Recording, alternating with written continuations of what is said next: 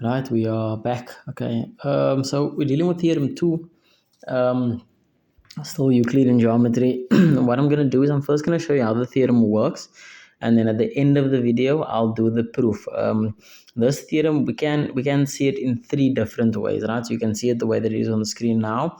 Sometimes it will look the way that you see it on the screen now, or it might even look like that one. So you see it in these three different ways, right? But what I'm going to do on this first image, I'm just going to move some of my points around so that you can see all three of those are still the same picture, okay, or still the same theorem. So this point here on the end, this 54, let's move it. Wherever I go with that 54, we see it stays 54. That's the first thing that I want you to notice. Theorem 2, we are going to look at the angle at the circumference, which is our 54, and we're going to look at the angle at our center, which is our 108, okay?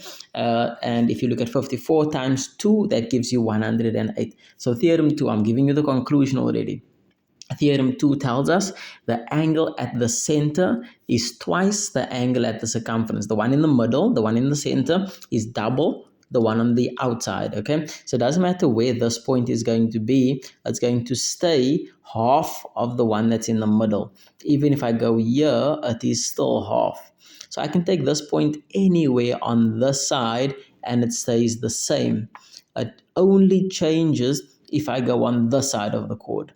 Right, but don't worry too much about that for now. But here, if I keep it on the side, it's going to stay 54. So there, if I keep it like this, it looks like the second theorem, right? The second one. So if I take this point and I go put it all the way over here, it looks exactly like that second one. Okay, great. So let's put it back here. We call this the arrowhead theorem. It looks like an arrowhead, right? If I move this point over here, I want us to notice now our angle is changing, right? But whatever the angle at the center is, whatever the one in the middle is, the one on the circumference is always half of that.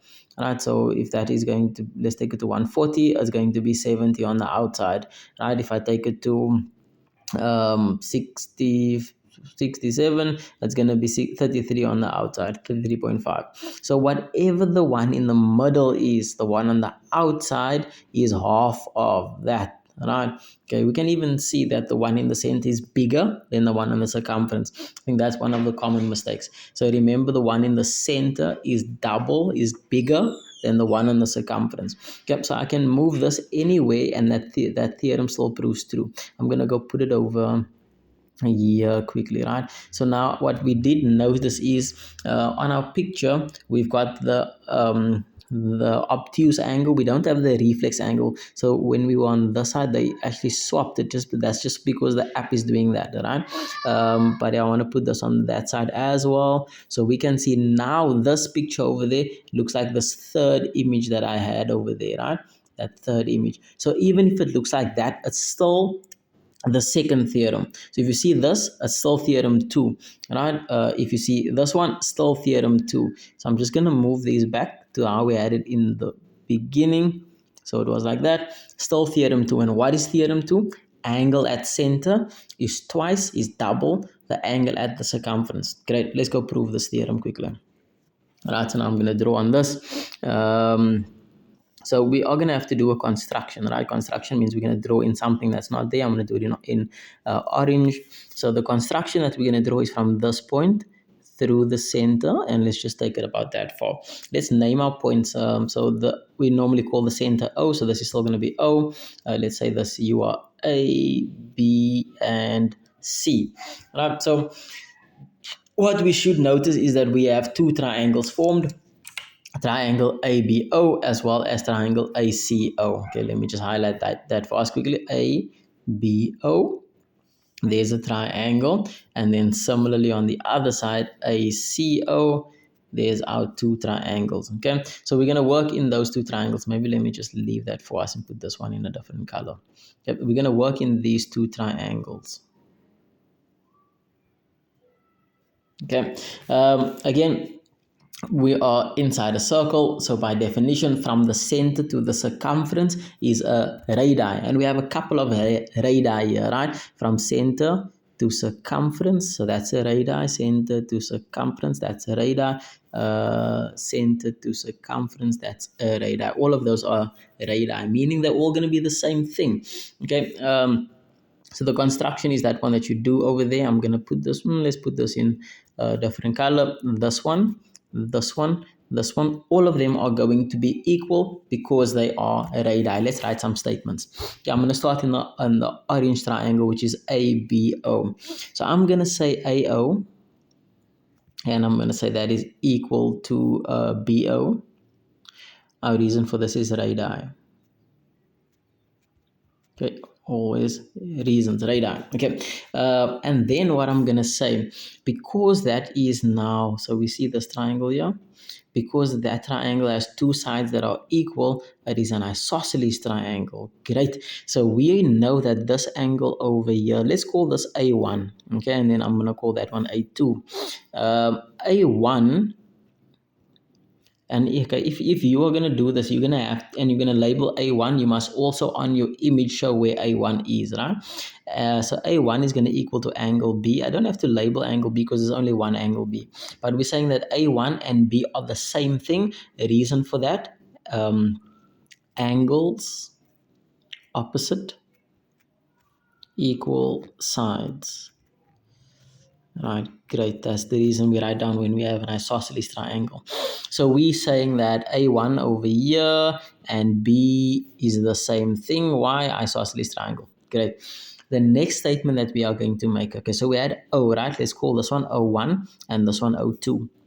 We're going to say that O1 is equal to, so we know two things about all triangles, right? What are the two things we know about all triangles? The one is interior angles and the other one is exterior angles. Interior angles, the sum of the interior angles is equal to 180. Exterior angles, the exterior angle is equal to the sum of the opposite interior angles. What does that mean? That simply means that O1 is equal to A1, right, plus B. Okay, so that's something that we should know. Let's put this in some other color. We should know that this one here is equal to this one plus this one. Okay, that is something that we know from all triangles. Okay, we didn't fill our reason in, so we'll say this is exterior angles of our triangle. Okay, great. Now we also know that A1 and B, rather, we know that they are equal to each other. So we'll be able to say that A1 plus A1, right, is O1. What did I do? So I know, right, and we've said that B and A1 are equal to each other. So I just replaced the B with the A1 because they're the same thing. We've proved that there. Okay, so now I'm going to say that O1 is equal to A1 plus A1. So they are like, so we can add them. So it's going to be 2A1. Right, great. Everyone is happy. O1 is equal to 2A1. Let's go back to our picture. What did we just learn? We learned that this one over here is equal to that one times 2. Great. Okay. We're going to do the same thing on the other side. So we're going to look now at the yellow side, right? And we're going to write some statements. So we're going to say, we'll start with AO is equal to CO. Right? How did we know that? We've already mentioned that is radii. So let's start with that. AO equals to CO, radii. Radii. Okay. Right. That is radii. I know it's a bit difficult to see what I've written there. Right. Now we're also going to see that this one over here, A2, right, is going to equal to C. Right? A2 is equal to angle C. A2, A2 equals to angle C. And our reason for that, again, angles opposite equal sides. Right? There's an isosceles triangle that was formed. I'm not going to spend too much time chatting about that because it's the same as above. Right? And then similarly, we are going to say that this one over here, C, what is that? C, not C, it's O, O2. O2 is going to equal to C plus A2. Okay, let's write that as well. So we'll say that C, not C, O2. We're going to say that O2 is equal to angle C plus angle A2. Reason again, exterior angles of our triangle. Okay, right. And then again, as we see here, A2 and C is the same thing. So we're going to replace the C with a A2. So we will have angle C. Well, we said we're going to replace it. All right, so we're going to have A2 plus A2. And they are like, so we'll say 2A2. O2.